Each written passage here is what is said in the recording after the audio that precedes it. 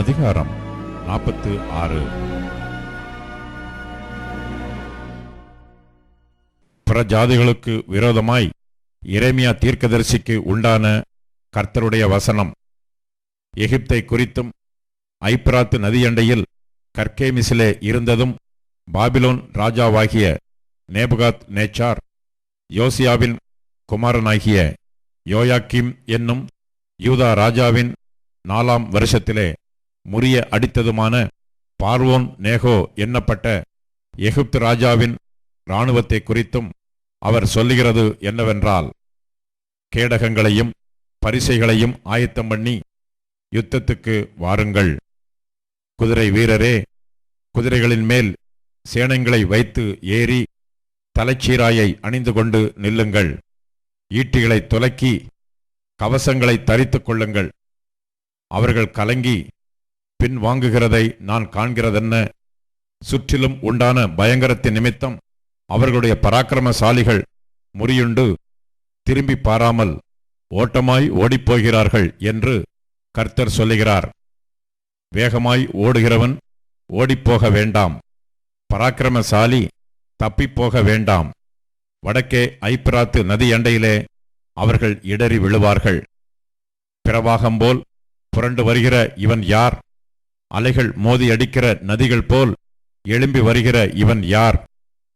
எகிப்தியனே பிரவாகத்தைப் போல் புரண்டு வருகிறான். அவனே அலைகள் மோதி அடிக்கிற நதிகள் போல எழும்பி வருகிறான். நான் போய் தேசத்தை மூடி நகரத்தையும் அதில் குடியிருக்கிறவர்களையும் அழிப்பேன் என்றான். குதிரைகளே, போய் ஏறுங்கள். ரதங்களே, கடகட என்று ஓடுங்கள்.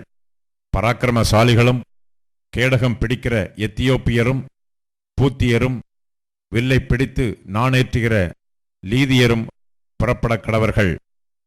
ஆனாலும் இது சேனைகளின் கர்த்தராகிய ஆண்டவரின் நாளும் அவர் தம்முடைய சத்துருக்களுக்கு நீதியை சறுக்கட்டுகிற நாளுமாயிருக்கிறது. ஆகையால் பட்டயம் பட்சித்து அவர்களுடைய இரத்தத்தால் திருப்தியாகி வெறித்திருக்கும். வடதேசத்தில் ஐப்பிராத்து நதி அண்டையிலே சேனைகளின் கர்த்தராகிய ஆண்டவருக்கு ஒரு யாகமும் உண்டு. எகிப்தின் குமாரத்தியாகிய கன்னிகையே, நீ கீலேயாத்துக்கு போய் பிசின் தைலம் வாங்கு. திரளான அவிழ்தங்களை நீ கூட்டுகிறது விருதா, உனக்கு ஆரோக்கியமுண்டாகாது. ஜாதிகள் உன் இலச்சையை கேள்விப்பட்டார்கள்.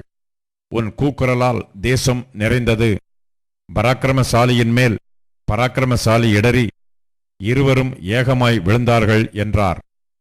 எகிப்து தேசத்தை அழிக்க பாபிலோன் ராஜாவாகிய நேபுகாத் நேச்சார் வருவான் என்பதை குறித்து எரேமியா தீர்க்கதரிசியினிடத்தில் கர்த்தர் சொன்ன வசனம்.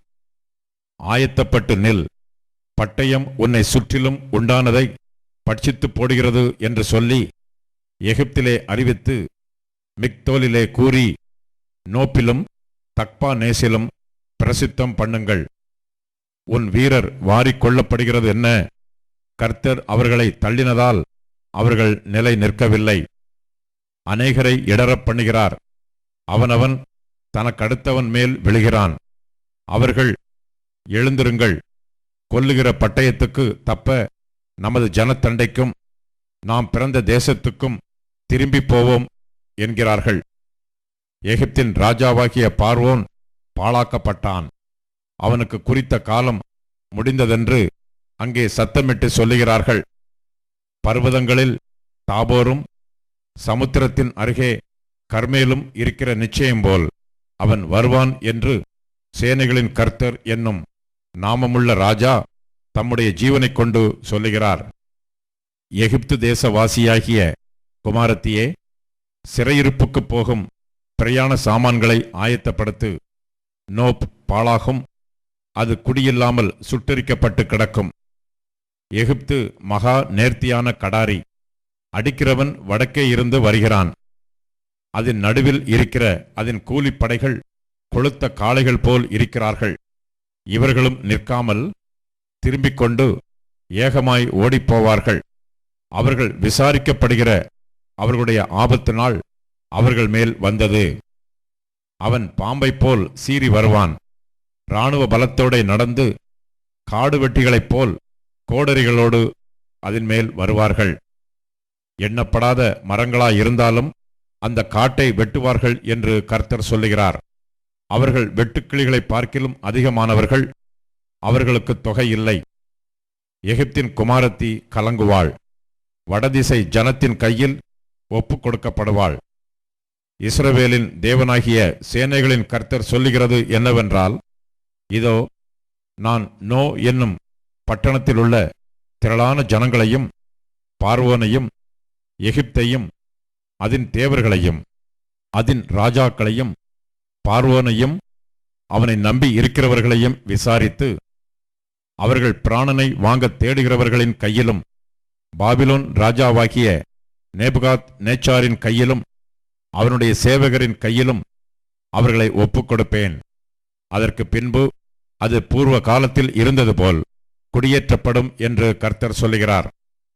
என் தாசனாகிய யாக்கோபே, நீ பயப்படாதே. இஸ்ரவேலே, நீ கலங்காதே. இதோ நான் உன்னை தூரத்திலும் உன் சந்ததியை அவர்கள் சிறையிருப்பின் தேசத்திலும் இருந்து விடுவித்து ரட்சிப்பேன். அப்பொழுது யாக்கோபு திரும்பி வந்து அமைதியோடும் சாங்காபாங்கத்தோடும் இருப்பான். அவனை தத்தளிக்க பண்ணுவார் இல்லை. என் தாசனாகிய யாக்கோபே, நீ பயப்படாதே என்று கர்த்தர் சொல்லுகிறார். நான் உன்னுடனே இருக்கிறேன். உன்னை துரத்திவிட்ட எல்லா ஜாதிகளையும் நான் நிர்மூலமாக்குவேன். உன்னையோ நான் நிர்மூலமாக்காமல் உன்னை மட்டாய் தண்டிப்பேன். ஆனாலும் உன்னை நான் குற்றமில்லாமல் நீங்களாக விடுவதில்லை என்கிறார்.